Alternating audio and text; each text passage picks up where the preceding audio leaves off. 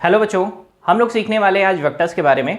और वेक्टर के बारे में जितना भी बेसिक से बेसिक हो सकता है बच्चों, मैं कोशिश करूंगा कि आपको उतना बेसिक दे दूं। ये वेक्टर आपको दोनों सब्जेक्ट्स में काम देगा, फिजिक्स में भी काम देगा, मैथमेटिक्स में भी काम देगा।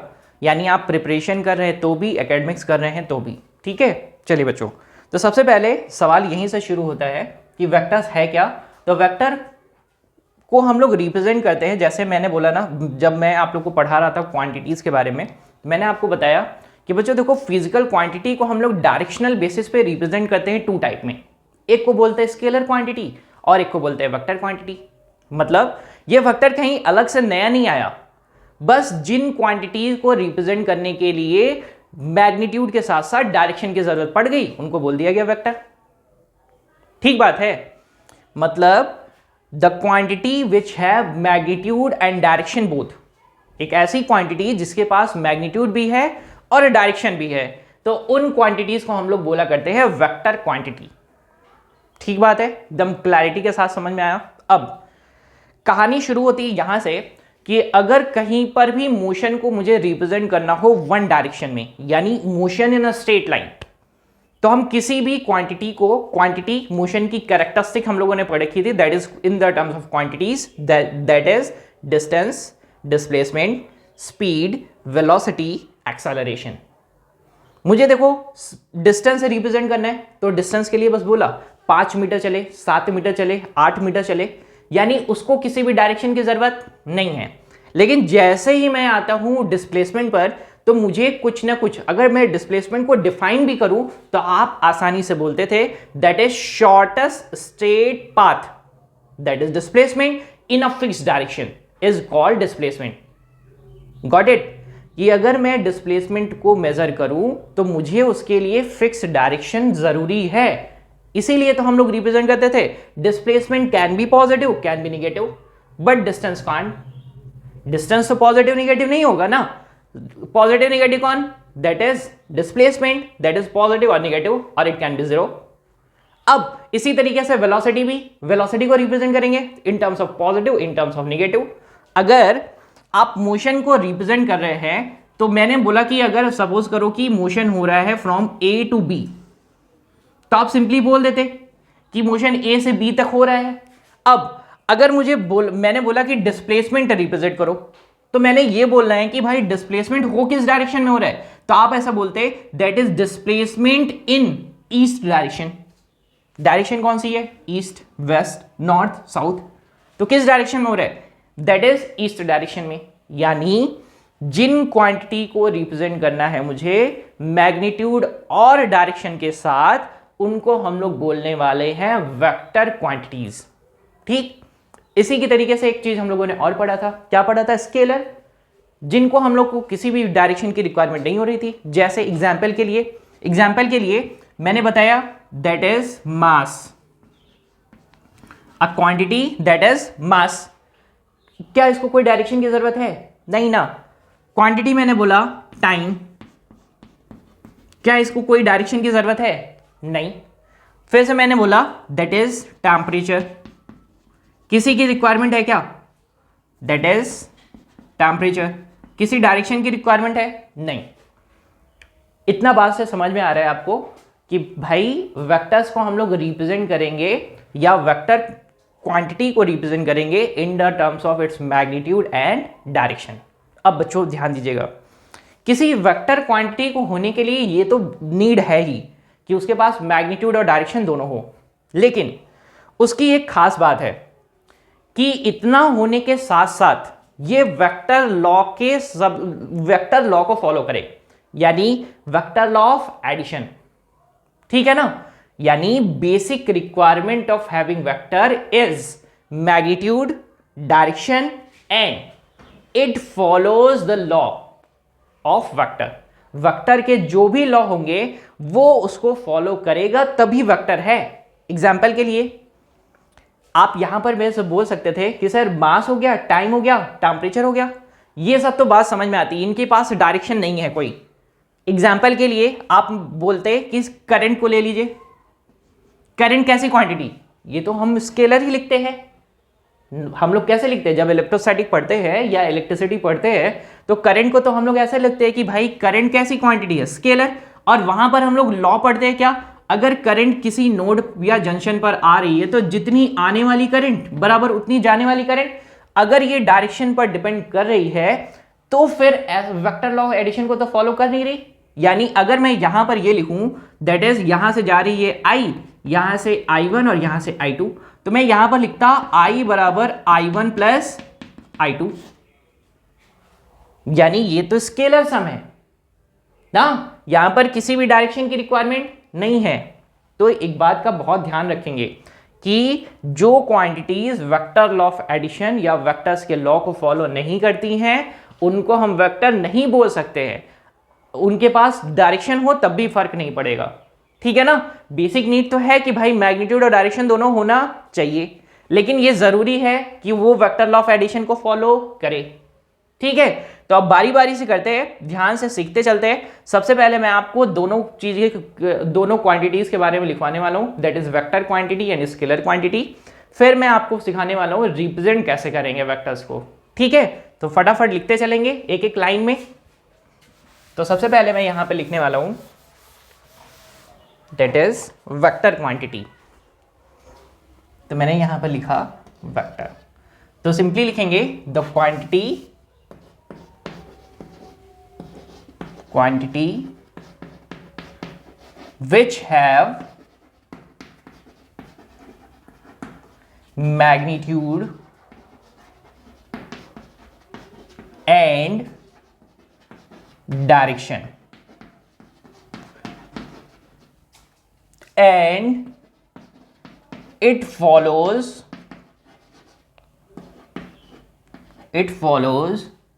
follow Vector's law is called vector quantity।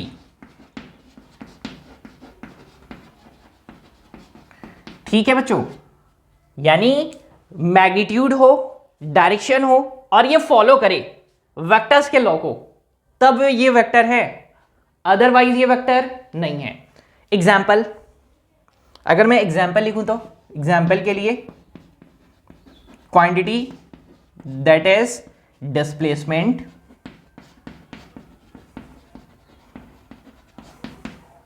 Velocity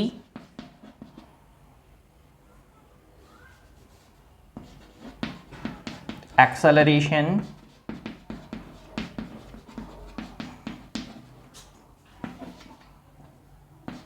etcetera, ये ढेर सारी क्वांटिटीज। अब यहीं पर डिफाइन कर लेते हैं स्केलर के बारे में। तो ये था आपके पास first point, that is vector है क्या, ठीक है। तो ये वेक्टर के बारे में हो गया।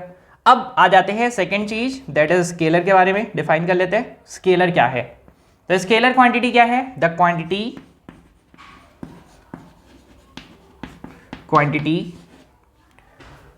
which have only magnitude and its law as normal addition और सब्ट्रैक्शन, ठीक है। जैसे नॉर्मली हम लोग एडिशन और सब्ट्रैक्शन करते हैं वैसे यहाँ पर हम लोग एडिशन और सब्ट्रैक्शन कर सकते हैं स्केलर्स के लिए। मैंने ऐसा लिख दिया है आपको सिर्फ और सिर्फ ये बताने के लिए कि भाई इनके लिए स्पेसिफिक लॉ है, लेकिन इनके लिए कोई स्पेसिफिक लॉ नहीं है। आप जैसे नॉर्मल सिंपल कैलकुलेशन करते वैसे स्केलर्स को हम लोग आसानी से कर सकते हैं, ठीक है। इसलिए मैंने ऐसा कर दिया है, ठीक। चलिए, अब मैंने आपको बताया कि भाई इनकी नीड क्यों है या ज़रूरत क्यों पड़ी वेक्टर्स की, क्योंकि मुझे डायरेक्शन को डिफाइन करना था। 1D में हम प्लस और माइनस करके काम तो चला ले रहे थे, यानी 1 डायमेंशन में। 2 डायमेंशन में हम लोग का काम नहीं चल रहा था, यानी हम अगर हम एक प्लेन में कोई ऑब्जेक्ट ट्रैवल कर रहा है या मोशन कर रहा है या फिर 3 डायमेंशंस में कोई मोशन कर रहा है तो वहाँ पर हमको रिप्रेजेंट करने में दिक्कत हो रही थी, तो इसलिए हम लोगों ने यूज़ किया वेक्टर। एकदम सिंपल, ठीक है। चलिए, अब नेक्स्ट टॉपिक हम लोग पढ़ते हैं, यानी इनको रिप्रेजेंट कैसे करेंगे। चलिए देखते हैं। Representation of vector.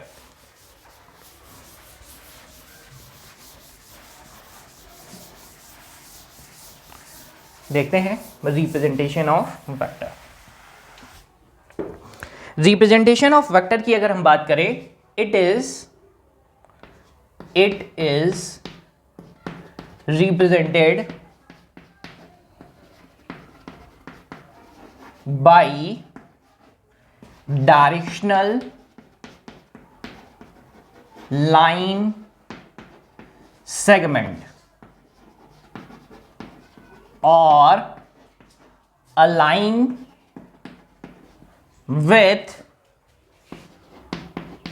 arrow। ठीक है, वेक्टर को रिप्रेजेंट कैसे करेंगे? वेक्टर को बोलेंगे डायरेक्शनल लाइन सेगमेंट, यानी लाइन का एक ऐसा टुकड़ा जिसके पास क्या है? डायरेक्शन। तो मैंने बना दिया एक लाइन, लाइन मैंने बना दिया है, ये रही लाइन, और लाइन को मैंने बोला कि इसके पास डायरेक्शन है, तो ये रही इसकी डायरेक्शन। तो डायरेक्शनल लाइन सेगमेंट, ठीक है ना? या फिर ऐसा बोलेंगे कि लाइन का एक ऐसा टुकड़ा जिसके पास क्या है? डायरेक्शन है। तो मैंने बता दिया है ये कुछ ऐसा, अ लाइन विथ एरो। ठीक है, यहां तक तो कोई दिक्कत नहीं है किसी को। अगर वेक्टर को रिप्रेजेंट करना हो रहेगा तो सिंपली क्या करेंगे? एक लाइन बनाएंगे, उसके ऊपर क्या लगा देंगे? एरो। ठीक है, अब ध्यान दीजिएगा, इस एरो को हम लोग इस लाइन पर कहीं पर भी रख सकते हैं। ऐसा बिल्कुल नहीं है कि मैंने यहां पर बीच में रख दिया है, यहां पर साइड में रखा है। मैंने जानबूझ के ऐसा किया है ताकि आपके दिमाग में ये ना रहे कि यहीं पर लिख सकते हैं या यहीं पर लिख सकते हैं। आप यहां पर लिख सकते हैं, यहां पर लिख सकते हैं, यहां पर लिख सकते हैं। इस लाइन पर इस एरो को कहीं पर भी बनाया जा सकता है। ठीक है, अब ध्यान दीजिएगा, यहां पर अब मुझे क्या करना है? मैग्नीट्यूड और डायरेक्शन दोनों बताना है। तो होगा क्या? ये जो लाइन है, इस लाइन की लेंथ ऑलवेज रिप्रेजेंट करेगी इसका मैग्नीट्यूड। क्या रिप्रेजेंट करेगी बच्चों? इसका मैग्नीट्यूड। और ये जो एरो है, एरो रिप्रेजेंट करेगा ऑलवेज इसका डायरेक्शन। एरो क्या रिप्रेजेंट करेगा? इसका डायरेक्शन। अब बात करते हैं फटाफट, यानी लाइन का जो भी लेंथ रहेगा क्या रिप्रेजेंट करेगा? मैग्नीट्यूड। लाइन का जो भी एरो रहेगा वो क्या रिप्रेजेंट करेगा? डायरेक्शन। अब देखो, यहां पर ये जो एरो है, इस एरो के ये जो देखो ऊपर कैसा हिस्सा है, ये वाला हिस्सा ना, तो मैं इसको ऐसे बना देता हूं। ये है एरो का, इसको बोलते हैं दैट इज, ये रही एरो, और एरो का ये हिस्सा मैंने इसको थोड़ा सा डार्क बना दिया है। यही एरो ही है और मैंने इसको ना बना दिया कुछ ऐसे, इस वजह से कि ताकि आपको मैं एक और चीज बता पाऊं। ये जो एरो का ये ऊपर वाला हिस्सा होता है बच्चों, इसको हम लोग बोलते हैं हेड, और हम लोग बोलते हैं टिप ऑफ वेक्टर। और ये जो नीचे वाला हिस्सा है, इसको हम लोग बोलते हैं टेल। ठीक है, तो ये जो ऊपर वाला हिस्सा रहेगा, यानी एरो का ये जो टिप रहेगा, उसको क्या बोलेंगे? हेड और टिप। और जो इसके पीछे का हिस्सा रहेगा उसको क्या बोलेंगे? टेल बोलेंगे। यानी अगर मैंने एक एरो रिप्रेजेंट किया है, एक लाइन विथ एरो रिप्रेजेंट किया है, लाइन का लेंथ रिप्रेजेंट करेगा उसका मैग्नीट्यूड, और एरो रिप्रेजेंट करेगा उसका डायरेक्शन। एरो का जो ऊपर का हिस्सा रहेगा उसको बोलेंगे हेड, और नीचे का जो हिस्सा रहेगा उसको बोलेंगे टेल। यानी अगर मैं यहां पर रिप्रेजेंट कर रहा हूं, तो मैं इसको कुछ इस तरीके से रिप्रेजेंट करूं, तो ये सेक्शन इसका क्या हो जाएगा? ये हो जाएगा इसका हेड, और पीछे वाला सेगमेंट क्या हो जाएगा? ये हो जाएगा इसका टेल। बात आ गई एकदम क्लैरिटी के साथ। तो representation of vector is like that, इस तरीके से रिप्रेजेंट करेंगे डायरेक्शनल लाइन सेगमेंट और अ लाइन विथ एरो। एक लाइन जिसके ऊपर क्या रहेगा? एरो। जिस लाइन की लेंथ क्या रिप्रेजेंट करेगी? Length is represented as what? It's magnitude, and the head the arrow represent direction. ठीक है ना, कोई गड़बड़ तो नहीं करेंगे। ये थी छोटी सी कहानी किसकी? रिप्रेजेंटेशन की। अब बात करते हैं थोड़ा सा और आगे। ठीक है, अब वेक्टर की प्रॉपर्टी में क्या आता है कि वेक्टर को ना हम लोग कहीं पर भी ले जा सकते हैं या ले आ सकते हैं। यानी अगर मैं इसको हटाता हूं, थोड़ा ध्यान से देखेंगे, इसको मैं यहां से हटा देता हूं, कुछ एक बात और भी कर लेते हैं। जैसे मैंने लिखा है डिस्प्लेसमेंट, और मैंने बना दिया है, ये मैंने लिखा है displacement equal to 5 metre east. ठीक, मुझे क्या करना है, उसको वेक्टर के टर्म में रिप्रेजेंट करना है। ठीक, तो वेक्टर को कैसे लिखेंगे, सिंपली बनाएंगे, ये लाइन बनाने वाले, और ये लाइन की लेंथ कितनी रहेगी, 5 मीटर। हाँ, एक बात का ध्यान देंगे, अभी बुक में तो हम कॉपी में तो 5 मीटर बना नहीं सकते ना, तो हम स्केलिंग कर लेते हैं नॉर्मली, या फिर नॉर्मली स्केल करके बनाते हैं। जैसे 5 मीटर को हम लोगों ने ले लिया, स्केल कर दिया 5 सेंटीमीटर के बराबर, या फिर 5 मिलीमीटर के बराबर, तो ऐसा कर सकते हैं हम लोग। ठीक है ना, स्केलिंग कर लेंगे प्रॉपरली। ठीक, तो इस लाइन को मैंने बोला कितने मीटर की है, ये है 5 मीटर की, जिसका डायरेक्शन किधर है, ईस्ट डायरेक्शन में। तो ये क्या बोल सकते हैं, इसको ये बोल सकते हैं भाई, इस डिस्प्लेसमेंट को हम लोगों ने रिप्रेजेंट किसके सेंस में कर दिया, वेक्टर में। ठीक बात है ना, कोई गड़बड़ तो नहीं करेंगे। तो ये हो गई छोटी सी कहानी वेक्टर की। चलिए नेक्स्ट चीज देखते हैं,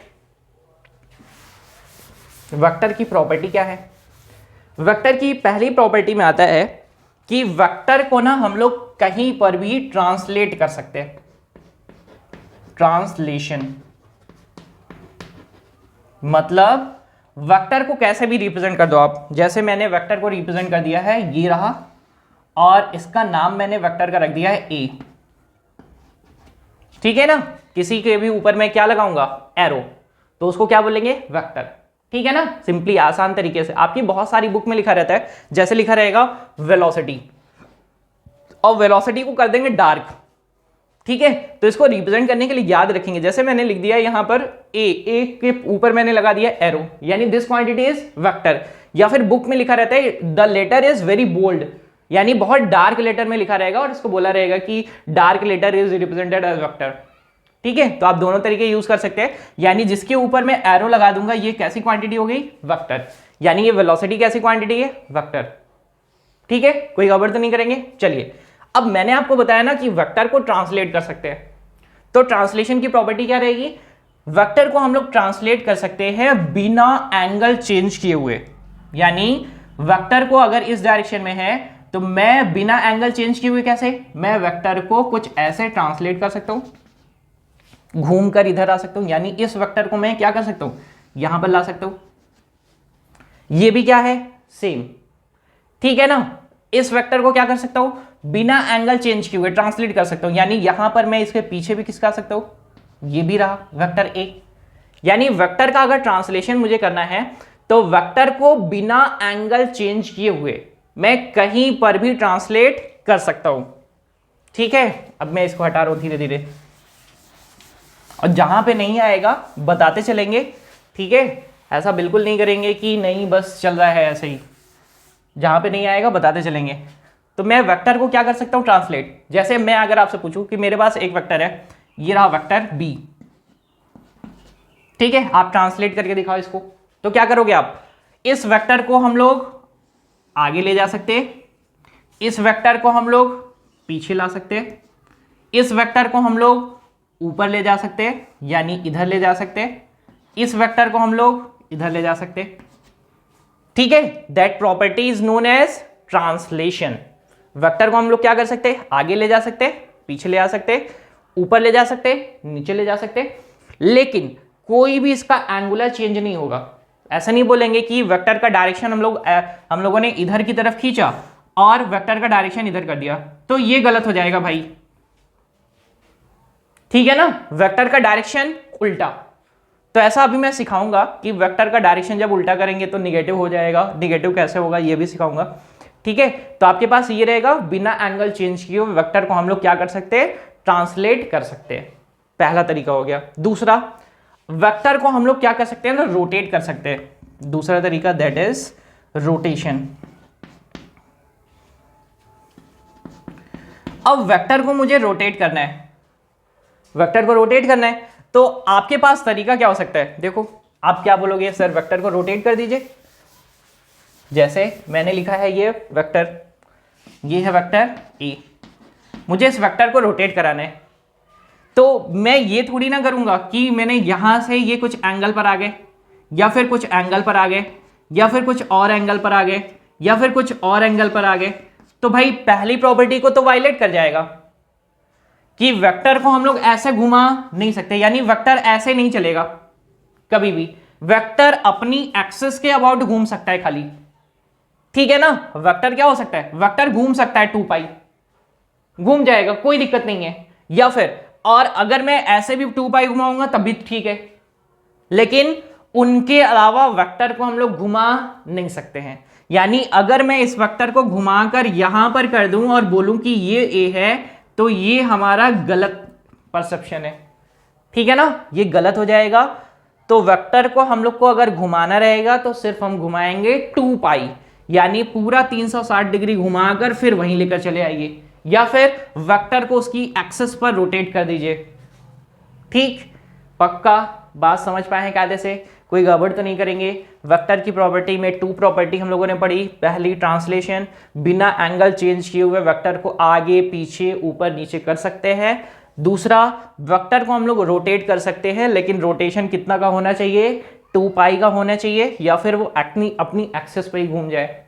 2 तरीका हो सकता है। ठीक, तो ये हो गई आपके पास 2 प्रॉपर्टीज किसकी, वेक्टर की। अब आ जाते हैं थोड़ा सा और आगे। How to define the angle between 2 vectors. 2 vector के बीच का एंगल कैसे पता करेंगे, ठीक है। Question is how to define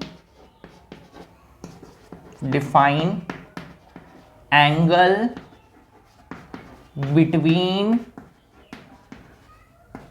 2 vector. 2 vector के बीच का एंगल कैसे डिफाइन करेंगे। तो सबसे पहले मैं क्या करता हूं, वेक्टर को बना ही लेता हूं। तो जैसे मैंने एक वेक्टर बनाया है, ये है वेक्टर ए, और एक वेक्टर है आपके पास बी। एक वेक्टर ए है, एक वेक्टर बी है। मुझे क्या करना है, दोनों के बीच का एंगल पता करना है। ठीक, तो तरीका पहला क्या रहेगा, वेक्टर को हम लोग जब भी एंगल निकालना रहेगा तो हम लोग यूज करेंगे हेड और टेल मेथड। या तो हेड से हेड जोड़ देंगे, या तो टेल से टेल। बहुत सारी बुक में आपको मिलेगा टिप टू टिप और टेल टू टेल, तो कोई दिक्कत नहीं है। टिप को हम लोग क्या लिख रहे हैं, हेड, ठीक है ना। देखिए जरा, अगर मुझे इन दोनों के बीच का एंगल चाहिए तो मुझे क्या करना है, वेक्टर को कुछ इस तरीके से ज्वाइन करना है कि इनका या तो हेड से हेड यानी सर से सर मिल जाए, टेल से टेल या पैर से पैर मिल जाए। ठीक है, तो वेक्टर को हम लोग क्या कर सकते हैं, ट्रांसलेट कर सकते हैं। तो मैंने सिंपली क्या किया, इस वाले वेक्टर को ना आप सिंपली क्या करो, पीछे खींच कर लेकर चले आओ, और इस वेक्टर को थोड़ा सा और स्लाइड कर दो। तो अभी क्या हो गया, ये वेक्टर थोड़ा सा पीछे आ गया है, तो मैं इसको डायग्रामेटिकली रिप्रेजेंट कर रहा हूं। देखो ये वेक्टर आ चुका है यहां पर ए, ये वेक्टर पीछे आ चुका है, और ये हो चुका है बी। तो ये है आपके पास 2 वेक्टर्स ए और बी, जिनको मैंने क्या कर दिया है, जिनका मैंने टेल से टेल जोड़ दिया है, यानी पैर से पैर जोड़ दिया है। अब क्या कर सकते हैं, दोनों के बीच का एंगल डिफाइन कर सकते हैं, और यही होगा इनके बीच का एंगल थीटा। नहीं समझ पाए, फिर से समझाते। आपके पास कोई भी वेक्टर है, जैसे सपोज करो ये मैंने अभी डायरेक्शन चेंज कर दिया, ये रहा एक वेक्टर, और ये है आपके पास दूसरा वेक्टर। 2 वेक्टर है, इनका नाम है ए और इनका नाम है बी। मुझे क्या करना है, दोनों के बीच का एंगल निकालना है। तो मैंने आपको बताया या तो हेड से हेड जोड़ दो, या तो टेल से टेल जोड़ दो। तो अभी क्या करूं मैं इनके लिए मैंने क्या किया, इस वेक्टर को ना खींच कर यानी ट्रांसलेट करके ले गए पीछे, तो इनका सर आ गया यहां पर। ठीक, अभी तो इनका पैर है, इस वाले वेक्टर का क्या है, टेल। तो मैंने क्या किया, इस वेक्टर को भी पीछे खींच के ले गए ट्रांसलेट करके। तो अभी ये वेक्टर कहां गया, यहां। अभी 2 वेक्टर दोनों के बीच का एक दूसरे से सर मिल चुका है, तो अभी इन दोनों के बीच का एंगल ही क्या होगा, थीटा। यानी जब भी मुझे 2 वेक्टर के बीच का एंगल निकालना रहेगा तो मैं दोनों वेक्टर को कुछ इस तरीके से ज्वाइन करूंगा कि उनका हेड से हेड मिले, या टेल से टेल मिले, या फिर बहुत सारी बुक में लिखा रहता है टिप टू टिप और टेल टू टेल। तो हमें क्या करना है, सिंपली उनका हेड से हेड मिला देना है या टेल से टेल मिला देना है। यहां पर मैंने मिलाया दोनों का टेल टेल, यहां पर मैंने मिलाया दोनों का हेड और हेड। ठीक। हाँ, आपका सवाल बिल्कुल हो सकता है कि सर आपने यही एंगल क्यों लिया या यही एंगल क्यों लिया, आपने इनके ये वाला एंगल क्यों नहीं लिया, या फिर यहां पर ये वाला एंगल क्यों नहीं लिया। ठीक है, तो ध्यान रखिएगा, कोई गड़बड़ नहीं करेंगे। आपको एक वेक्टर से दूसरे वेक्टर की तरफ कुछ ऐसे चलना है कि मैं छोटा से छोटा एंगल ड्रॉ कर पाऊं। यानी अगर मैं A से B की तरफ चलना शुरू करूं या B से A की तरफ चलना शुरू करूं, तो मुझे इस तरीके से चलना है कि छोटा से छोटा एंगल फ्रेम हो, वही डिफाइन किया जाएगा दो वेक्टर के बीच के एंगल से।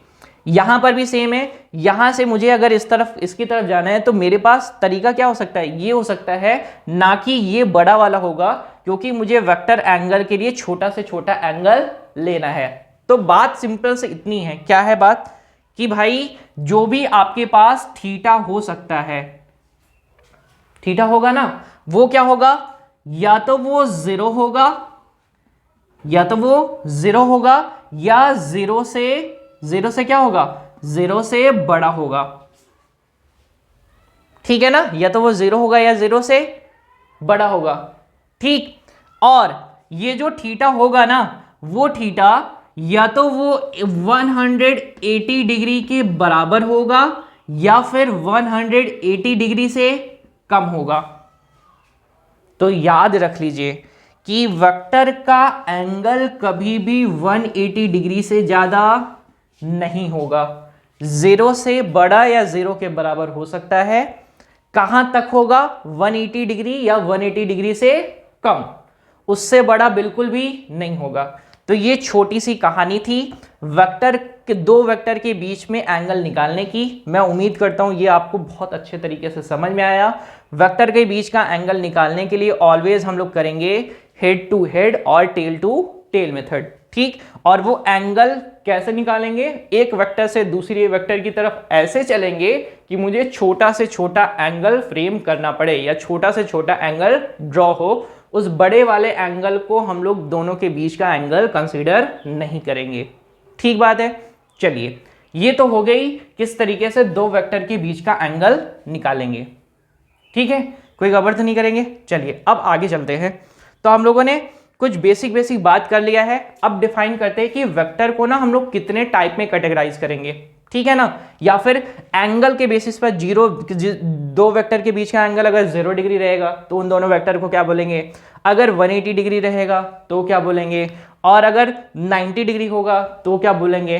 तो हम लोग क्या करेंगे, अब वेक्टर्स के टाइप को डिफाइन कर लेंगे कि किस तरीके से वेक्टर को हम लोग आगे सीखने वाले हैं। ठीक है ना, या दो वेक्टर का कंपैरिजन कर लेंगे। तो अभी तक के डिस्कशन में बच्चों मैंने आपको समझाया सबसे पहले वेक्टर क्वांटिटी के बाद स्केलर क्वांटिटी। फिर मैंने आपको थोड़ा सा हिंट प्रोवाइड किया कि क्यों वेक्टर को हम लोग यूज करते हैं। फिर मैंने आपको सिखाया कि भाई वेक्टर के बीच का एंगल तो हम लोगों ने अभी निकलवाया ही, इसके पहले मैंने आपको सिखाया वेक्टर को रिप्रेजेंट कैसे करते हैं, यानी वेक्टर रिप्रेजेंटेशन, फिर वेक्टर के बीच का एंगल फाइंड करना। अब मैं आपको सिखाने वाला हूं कि कितने टाइप के वेक्टर्स हम लोग रिप्रेजेंट कर सकते हैं। ठीक है, चलिए फटाफट करते हैं। That is types of vectors.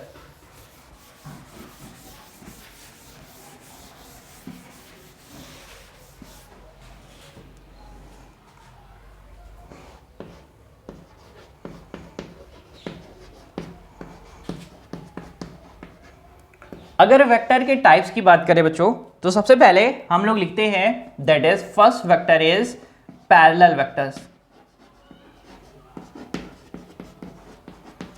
First vector is parallel vectors. Parallel vector क्या होंगे, जब भी दो वेक्टर, यानी एक ऐसा वेक्टर A और एक ऐसा वेक्टर B, दोनों क्या हो जाए, दोनों के बीच का एंगल थीटा इक्वल टू कितना हो जाए, 0 डिग्री, तो ऐसे वेक्टर को हम लोग क्या बोलेंगे, दैट इज पैरेलल वेक्टर्स।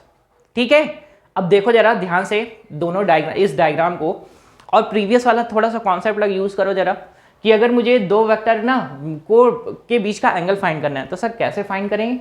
तो सिंपल सा देखो, मैंने क्या किया ना, इस वेक्टर को अगर मैं ट्रांसलेट करके ऊपर लेकर चला जाऊँ, मैंने यहाँ पर दोनों बराबर बना दिए, थोड़ा सा मैं बड़ा छोटा कर देता हूँ ताकि आपका ध्यान थोड़ा सा और रहे। इसको मैं थोड़ा सा बड़ा कर देता हूँ, इसको थोड़ा सा छोटा कर दिया, ठीक है। तो दोनों के बीच का एंगल अगर मैं इसको ट्रांसलेट करके ऊपर लेकर जाऊं तो एक वेक्टर है ये ए, दूसरा वेक्टर है ये दैट इज यही इसी पर आ रहा है, और वो भी कितना बी।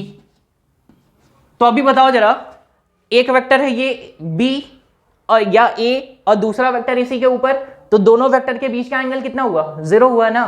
और अगर ऊपर जाएंगे तो जैसे जैसे ऊपर जाएंगे एंगल बढ़ रहा है बढ़ रहा है बढ़ रहा है, यानी कि यहां पर कितना 180, यहां पर कितना 90, यहां पर कितना 270, यहां पर कितना 360 या फिर 0, ठीक है ना। तो यहां पर जब भी दो वेक्टर के बीच का कितना एंगल हो जाए 0 डिग्री, तो ऐसे वेक्टर को ही हम लोग क्या बोलेंगे, पैरेलल वेक्टर्स, ठीक। दूसरा आपके पास आता है दैट इज जिसको हम लोग बोलते हैं नॉन पैरेलल या एंटी पैरेलल वेक्टर। तो मैं ऐसे ही समझाते चल रहा हूं, बोलते चल रहा हूं, लिखते भी चलूंगा। तो दूसरा आप अगर लिखना चाहे तो लिख सकते हैं दैट इज नॉन पैरेलल और एंटी पैरेलल, ठीक है। अब क्या होगा, जब भी दो वेक्टर, यानी एक वेक्टर है मेरे पास दैट इज यहां पर मैं लिख रहा हूं बच्चों, इसको थोड़ा थोड़ा रब भी करते चलेंगे ना, हटाते चलेंगे फटाफट। तो एक वेक्टर है मेरे पास ये दैट इज ए, और दूसरा वेक्टर है मेरे पास ये दैट इज, इसका डायरेक्शन डिफरेंट है दैट इज बी। अगर मैं इन दोनों को कंबाइन करूं, दोनों के बीच का एंगल फाइंड करूं, तो मैं इस वाले वेक्टर को ट्रांसलेट करके लेकर आ रहा हूं आगे। ये वेक्टर है आपके पास ए, और दूसरे वेक्टर को ट्रांसलेट करके लेकर आ रहा हूं, तो वो वेक्टर है यहां पर दैट इज बी। तो अभी इन दोनों के बीच का एंगल कितना है, एंगल है दोनों के बीच का 180 डिग्री। तो अगर थीटा दोनों के बीच का 180 डिग्री हो जाए तो ऐसे वेक्टर को हम लोग बोलेंगे नॉन पैरेलल या फिर एंटी पैरेलल वेक्टर्स। अब बच्चों ध्यान देंगे, मैं यहां पर ही फटाफट बताता हूं आपको। अगर ये दोनों वेक्टर ये और ये दोनों के दोनों ना बराबर बराबर हो जाए, यानी जैसे ये है वैसे ये, तो इन दोनों वेक्टर्स को हम लोग क्या बोलेंगे, इक्वल वेक्टर, दोनों बराबर बराबर है। और अगर बराबर नहीं है तो दोनों को क्या बोलेंगे, अनइक्वल वेक्टर। बस सिंपल सी कहानी। यानी यहां पर ये जो एग्जाम मैंने ड्रॉ किया ना, इसको क्या बोल सकते हैं, अनइक्वल, ठीक है। और अगर मैं दोनों को बराबर बराबर कर दूंगा तो इक्वल वेक्टर। तो मैं ये दो नहीं लिख रहा हूं, इक्वल वेक्टर और अनइक्वल वेक्टर्स, ठीक है। चलिए नेक्स्ट मैं लिखने वाला हूं दैट इज जिसको हम लोग बोलते हैं ऑर्थोगोनल वेक्टर।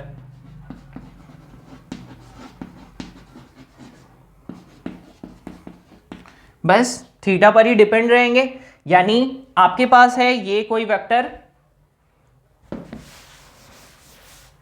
एक वेक्टर है आपके पास ये ए, और एक वेक्टर है आपके पास ये बी।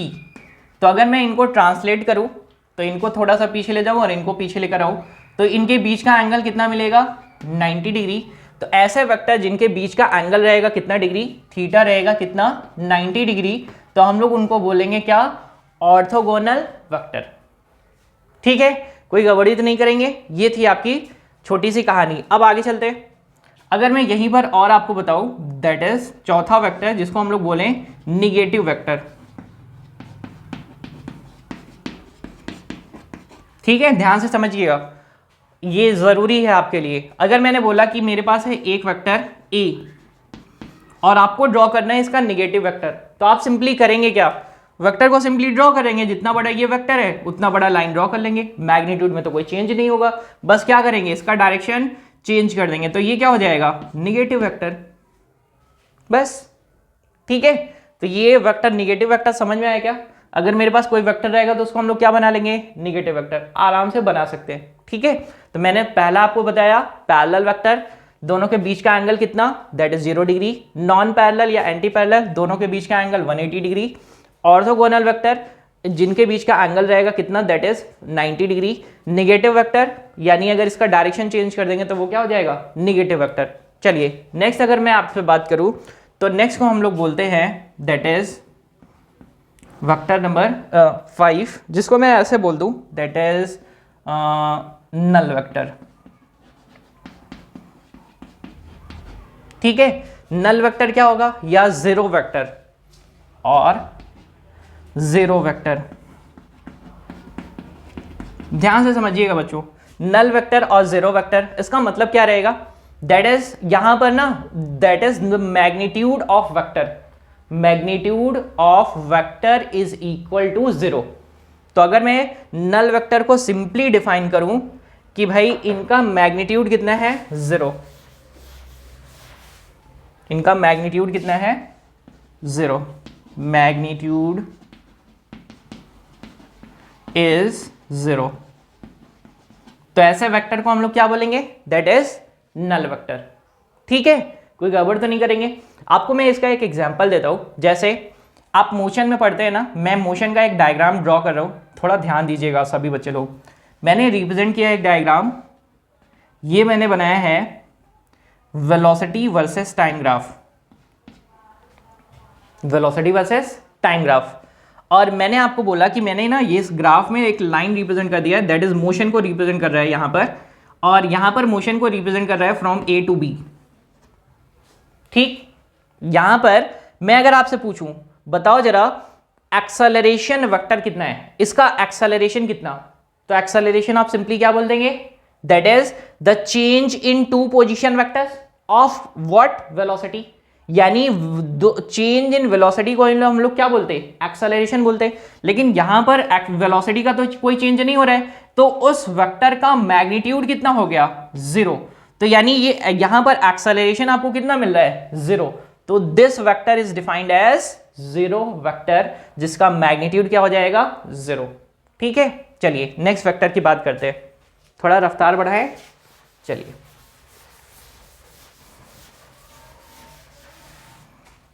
अगर मैं नेक्स्ट वेक्टर की बात करूं, तो नेक्स्ट वेक्टर हमको हम लोग बोलते हैं यूनिट वेक्टर। मोस्ट इंपॉर्टेंट है बच्चों ये आपको आना ही चाहिए। देखो, यूनिट वेक्टर को समझने के लिए सबसे पहले मैं ना कुछ आपको बेसिक इंफॉर्मेशन सिखाता हूं। यूनिट वेक्टर को कैसे रिप्रेजेंट करते हैं, जैसे मैं किसी भी वेक्टर क्वांटिटी को रिप्रेजेंट करूं, तो मैं वेक्टर क्वांटिटी को रिप्रेजेंट करता हूं, जैसे मैंने बनाया ये वेक्टर।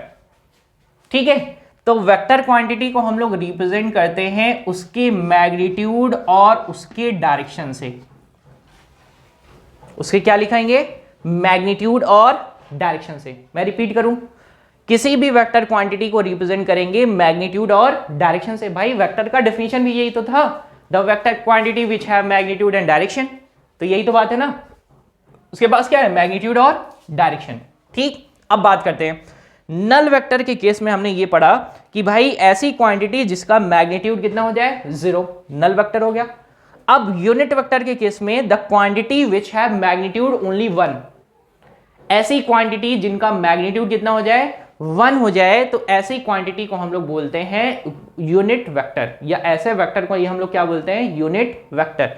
ठीक है, तो यहां पर सिंपली लिख सकते हैं that is magnitude equal to what, magnitude is one. Magnitude कितना हो जाए, वन हो जाए, तो मैं वेक्टर को क्या बोल सकता हूं, वेक्टर को बोल सकता हूं vector equal to what, one into direction. तो बचेगा क्या इसके पास, सिर्फ और सिर्फ डायरेक्शन ना, यानी वेक्टर के पास सिर्फ और सिर्फ क्या है, डायरेक्शन। तो मैं इसको ऐसे भी डिफाइन कर सकता हूं यूनिट वेक्टर को, unit vector have only directions. ठीक है ना। अब डायरेक्शन का रिप्रेजेंटेशन होता है बच्चों। ठीक, रिप्रेजेंटेशन कैसे होगा, ध्यान से समझेंगे। जब भी हम लोग एक्स डायरेक्शन में मेजर करेंगे, यानी मैं यहां पर लिखते चल रहा हूं फटाफट जल्दी जल्दी, यूनिट वेक्टर को हम लोग रिप्रेजेंट करते हैं, दैट इज यूनिट वेक्टर को हम लोग रिप्रेजेंट कैसे करेंगे, that is in terms of direction, direction only. ठीक है, चलिए अब बात करते हैं फटाफट। तो अगर मैं बोलूं कि unit vector along X direction, तो मैंने ऐसे लिखा unit vector along X direction. तो unit vector along X direction कितना होगा, उसको लिखेंगे, दैट इज रिप्रेजेंट करेंगे, ध्यान से देखिएगा, लिखेंगे आई और ऊपर लगा देंगे कैप। ठीक है, एक्स डायरेक्शन के अलोंग यूनिट वेक्टर को रिप्रेजेंट कैसे करेंगे? आई कैप से। ठीक है ना, यानी यहां पर जैसे मैंने क्वांटिटी लिखा था वेक्टर ए बराबर 1 इंटू इस डायरेक्शन, अगर ये एक्स के अलोंग होगा तो इसी को हम लोग रिप्रेजेंट करेंगे आई कैप से। ठीक है ना, यहां पर एक्स क्या है? X is direction, x direction के अलोंग होगा तो क्या किससे रिप्रेजेंट करेंगे? आई के ऊपर क्या लगा देंगे? कैप लगा देंगे इस तरीके का। ये वेक्टर मैग्नीट्यूड 1 ऊपर कैप लगा देंगे तो ये क्या हो जाएगा? Unit vector. ठीक, इसी तरीके से सेम अगर मैं यहां पर लिखूं second, that is unit vector along y direction, y direction के अलोंग मैं रिप्रेजेंट करूंगा तो मैं इसको लिखूंगा बच्चों दैट इज j कैप से। ध्यान देंगे फटाफट, x में रिप्रेजेंट करूंगा तो किससे लिखूंगा? i कैप से। y में लिखूंगा तो किससे लिखूंगा? j से लिखूंगा। और अगर मैं लिखूंगा that is unit vector along z direction, direction को रिप्रेजेंट मैं कैसे करूंगा? k कैप से। ठीक है, स्मॉल लेटर्स है i j k। तो यूनिट वेक्टर का मैग्नीट्यूड कितना? 1। रिप्रेजेंट कैसे करेंगे? Along x direction i cap, along y direction j cap, along z direction k cap. ठीक है, बात एकदम क्लियर तरीके से आ चुकी है, कोई गड़बड़ नहीं करेंगे, समझ पा रहे हैं? इसको मैं और अच्छे तरीके से समझाऊंगा जब मैं आपको पोजीशन वेक्टर सिखाऊंगा तो, यानी जब हम लोग नेक्स्ट टॉपिक डील करेंगे पोजीशन वेक्टर यानी डिस्प्लेसमेंट, तब हम लोग फिर इसको और डिटेल में करने वाले हैं। तो आपके लिए बस ये याद रखिए, unit vector have magnitude only 1 and that unit vector defines the direction, that is if x direction it's represented as I cap, if y direction is represented as j cap and if z direction it is represented as k cap। ठीक है, कोई गड़बड़ तो नहीं करेंगे? ये तो हो गई आपके पास यूनिट वेक्टर। नेक्स्ट वेक्टर के बारे में अगर मैं आपको लिखवाऊं,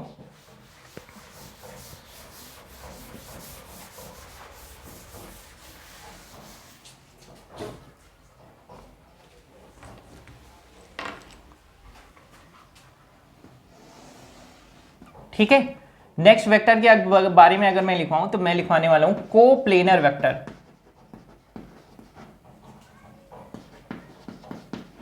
मतलब जो भी वेक्टर होंगे सारे के सारे एक प्लेन होंगे। जैसे फॉर एग्जांपल बच्चों, मैं ना इस रूम के कॉर्नर पर आ जाऊं, सपोज करो मैं वहां पे कॉर्नर पे चला जाता हूं और मैं ऐसे डायरेक्शन रिप्रेजेंट कर रहा हूं। जरा ध्यान से समझो, मैं ना रूम के कॉर्नर पे वो डायरेक्शन रिप्रेजेंट कर रहा हूं। तो अभी ध्यान से समझेंगे, ये वाली साइड है नीचे वाली, ये क्या रिप्रेजेंट करेगी? एक्स। ये जो ऊपर वाली है, ये ऊपर वाला कॉर्नर है, ये क्या रिप्रेजेंट कर रहा है? वाई। और ये जो ये सीधे वाला है, ये क्या रिप्रेजेंट कर रहा है? Z. I am telling again, it's X, it's Y, it's a Z. कितने डायरेक्शन हुए? 3। अगर मैं आपसे पूछूं भाई प्लेन कितना, तो आप क्या करेंगे?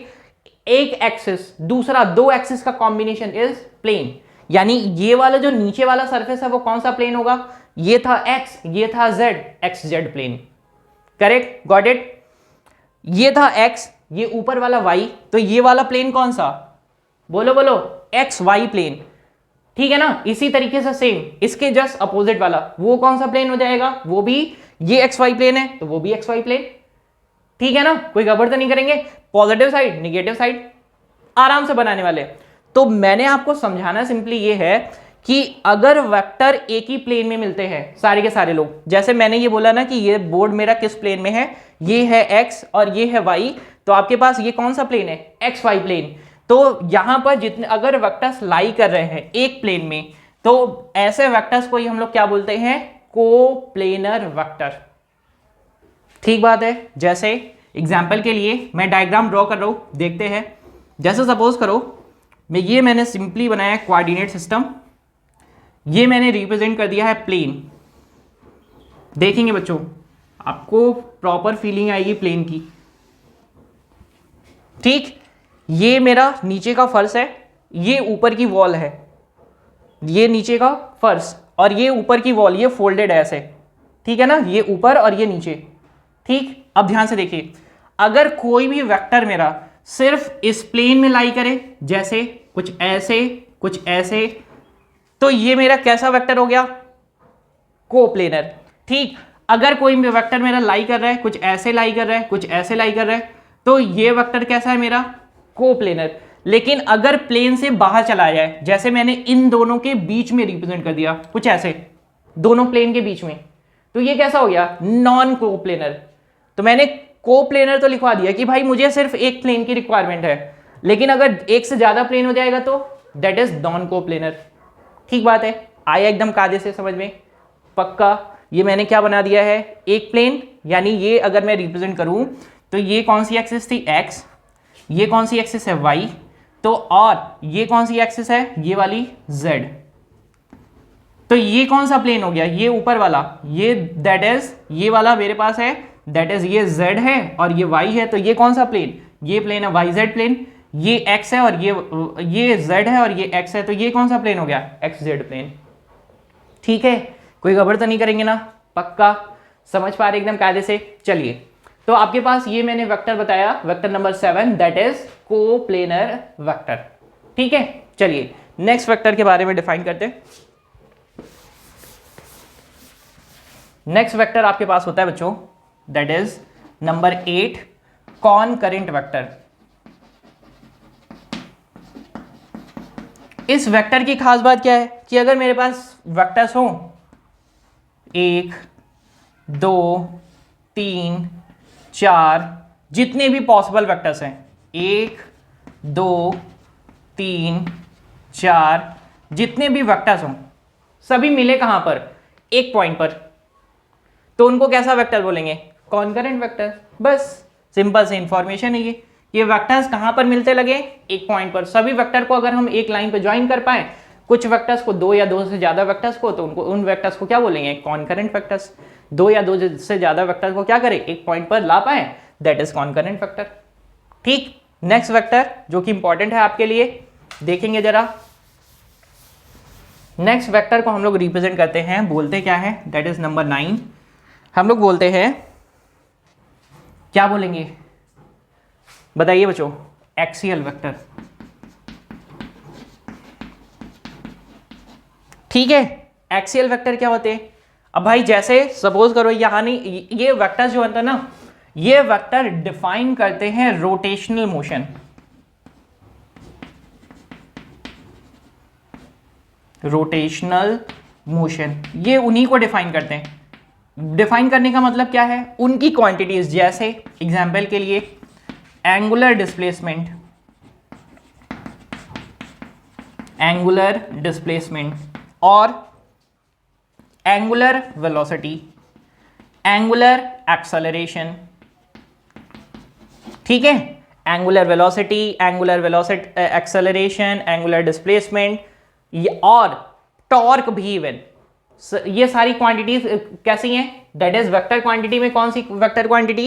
Axial vector quantity. ठीक है ना, ये छोटा सा रहेगा इंफॉर्मेशन एक्सियल के लिए। एक लास्ट में आपके पास रहता है पोलर वेक्टर। ये क्या होते हैं? ये और ये दोनों में खास बात होती है क्या?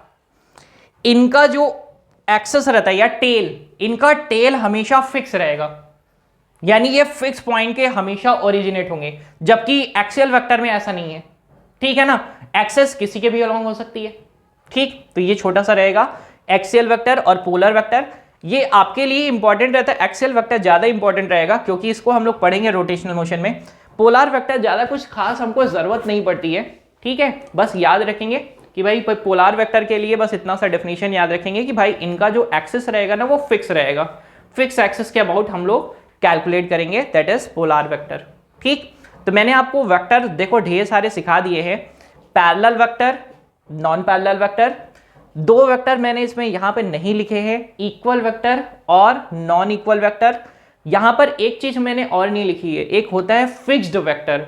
फिक्स्ड वेक्टर मतलब जिसका लेंथ या जिसकी डायमेंशन हमेशा फिक्स रहे, कभी भी चले नहीं। नेक्स्ट क्वांटिटी, नेक्स्ट वेक्टर को हम लोगों ने क्या बोला था? That is orthogonal vector. दोनों के बीच का एंगल कितना रहेगा? 90 डिग्री। यहाँ पर कितना एंगल था, दैट इज 0 डिग्री, यहाँ पर कितना 180 डिग्री, यहाँ पर कितना, ये क्या रहेगा निगेटिव वेक्टर, यानी किसी को हम लोग वेक्टर ए लिखा है तो उसको निगेटिव के सेंस में लिख सकते हैं, changing its direction. Null vector यानी मैग्नीट्यूड क्या रहेगा, दैट इज 0। यूनिट वेक्टर यानी इसका मैग्नीट्यूड कितना रहेगा 1, जो कि रिप्रेजेंट करेगा डायरेक्शन, एक्स डायरेक्शन में कितना आई कैप, वाई डायरेक्शन में कितना जे कैप, जेड डायरेक्शन में कितना के कैप। कोप्लेनर मतलब एक प्लेन में होना चाहिए, नॉन कोप्लेनर मतलब दो से ज्यादा प्लेन में एग्जिस्ट कर सकता है। तीसरा इसके बाद क्या रहेगा कॉन्करेंट, यानी जो भी वेक्टर्स हैं उनको अगर मैं एक पॉइंट पर ला पा रहा हूं that is concurrent. Axial, axial represent करेगा या डिफाइन करेगा रोटेशनल मोशन के जितने भी क्वांटिटीज हैं, जैसे angular displacement, angular velocity, angular acceleration. अगर मैं पोलार की बात करूं तो पोलार का सिर्फ पोलार और एक्सियल में सिर्फ इतना सा डिफरेंस रहेगा, जैसे मैंने यहाँ पर रोटेशनल लिख दिया है। तो अगर मैं आपको सिंपली बोलूं कि यहाँ पर मैं अगर क्वांटिटीज को रिप्रेजेंट कर रहा हूँ, ये मेरी एक्सिस है, इस एक्सिस के अलोंग में मोशन को ऑब्जर्व कर रहा हूँ, बस सिंपल सा। इस वेक्टर को जितनी भी क्वांटिटीज आएंगी किसी भी पॉइंट ऑफ रेफरेंस पे, that is angular velocity, angular acceleration, angular displacement, सारी की सारी क्या रहेंगी एक्सियल वेक्टर्स। ठीक, पोलार का क्या रहेगा, इसको मैं फिक्स करके रखूंगा हमेशा। ठीक, कोई गड़बड़ तो नहीं करेंगे। चलिए, ये छोटी सी इंफॉर्मेशन थी आपको वेक्टर्स के टाइप के बारे में। ठीक है बच्चों, पक्का ना, कोई गड़बड़ तो नहीं करेंगे। इतना पढ़ने के बाद अब हम लोग फटाफट आते हैं थोड़ा सा और आगे, जहां पर हम लोग सीखते हैं वेक्टर एडिशन। जहां पर हम लोग थोड़ा सा सीखते हैं क्या है, वेक्टर का एडिशन करना। अब दो ही चीजें यहां पर मेन इंपॉर्टेंट आपके लिए बची जाती हैं, दैट इज वेक्टर का एडिशन करना, और उसके बाद फिर हम लोग सीखते हैं वेक्टर का मल्टीप्लीकेशन। ठीक है ना, दैट इज वेक्टर का प्रोडक्ट। वेक्टर एडिशन की अगर मैं बात करूं आपके पास, तो आपके पास दो मेथड होते हैं वेक्टर को जोड़ने के। ठीक है ना, पहला कि अगर आपके पास दो वेक्टर है तो दो वेक्टर के लिए सिंपली हम लोग क्या यूज करते हैं, ग्राफिकल मेथड। तो ग्राफिकल मेथड में पहला हम लोग लॉ यूज करते हैं, that is triangle law of vector addition. दूसरा हम लोग यूज करते हैं parallelogram law of vector addition. अगर दो से ज्यादा वेक्टर्स हो जाए तो सिंपली हम लोग यूज करते हैं that is polygon law of vector addition. इसी तरीके से सेम एनालिटिकल मेथड में भी आपके पास आ जाएगा। ये जो मैंने तीनों लॉ बताए हैं, इन तीनों को एनालिसिस करेंगे तो एनालिटिकल मेथड हो जाएगा। ठीक, ये छोटी सी इंफॉर्मेशन थी वेक्टर के एडिशन की। लेकिन वेक्टर का जब भी हम लोग एडिशन करेंगे बच्चों, तो कुछ विशेष बात का ध्यान रखेंगे। जैसे जब हम लोग एंगल निकाल रहे थे दो वेक्टर का, तो हम लोगों ने वहां पर जोड़ा कैसे था वेक्टर को, that is tip to tip और हेड टू हेड। ठीक है, या टेल टू टेल। लेकिन यहां पर हम लोग यूज करते हैं दैट इज जोड़ने का मेथड कैसा रहेगा, वो रहेगा आपके पास हेड टू टेल, यानी एक का हेड रहेगा तो दूसरे का क्या रहेगा, टेल। ठीक है, इनके अलावा मुझे आपको एक और चीज सिखानी है, दैट इज, इतना तो मैंने आपको बता ही दिया है, यहां पर एक चीज मैं यहीं पर आपको और डिफाइन कर देता हूं, किसी भी वेक्टर का मॉडुलस या मॉड ऑफ वेक्टर। जैसे मैंने आपको क्वांटिटी, फिजिकल क्वांटिटी लिख के बताई थी, दैट इज कोई वेक्टर क्वांटिटी लिख के बताई थी, कैसे लिखा था, मैंने लिखा था वेक्टर ए इक्वल टू लिखा था उसका मैग्नीट्यूड और उसका डायरेक्शन। बच्चों ये जो आपके पास ए है, इसको हम लोग रिप्रेजेंट करते हैं इसके मॉड में। ठीक है ना, इसका निकालते हैं क्या, मॉड, और इसी को बोलते हैं मॉडुलस ऑफ वेक्टर। क्या बोलते हैं, modulus of vector. For example, थोड़ा आगे की चीज है, मैं चाहता हूं कि मैं यहीं पर थोड़ा सा आपको बता दूं। जैसे मैंने इस वेक्टर को रिप्रेजेंट कर रखा है, जैसे मैंने एक वेक्टर लिख रखा है ए इक्वल टू लिख रखा है vector A equal to that is X I cap plus Y J cap. मैंने ऐसे लिख दिया वेक्टर एक, सिर्फ समझाने के लिए। यहां पर x क्या है, x is magnitude, y is magnitude, I cap is direction of x, J cap is direction of y। तो अगर मुझे इसका मैग्नीट्यूड चाहिए तो मैं सिंपली लिखूंगा mod of a is square root of what, that is x square plus Y square. बच्चों ऐसा क्यों है, क्योंकि मैं सिंपली रिजल्टेंट कैलकुलेट कर रहा हूं या मॉड कैलकुलेट कर रहा हूं, क्योंकि x और y के बीच का एंगल कितना होता, 90 डिग्री। तो 90 डिग्री के लिए रिजल्टेंट हम लोग यूज करते हैं that is X square plus Y square का स्क्वायर रूट। ये छोटी सी इंफॉर्मेशन रहेगी, मैं आगे चलकर और इलेबोरेट करूंगा, मैंने यहीं पर इसलिए बता दिया है क्योंकि इनमें, इन सब में आप इसको भी एक पॉइंट बनाकर लिख सकते हैं कि मॉडुलस इसी को बोलते हैं। ठीक, चलिए, तो ये आपका छोटा सा डिस्कशन था। ठीक है बच्चों, मैं उम्मीद करता हूँ बच्चों आपको इतना बहुत बेहतर तरीके से समझ में आया है। नेक्स्ट लेक्चर्स में मैं आपको position vector, vector addition, vector के प्रोडक्ट बहुत अच्छे तरीके से सिखाऊंगा। थैंक यू बच्चों।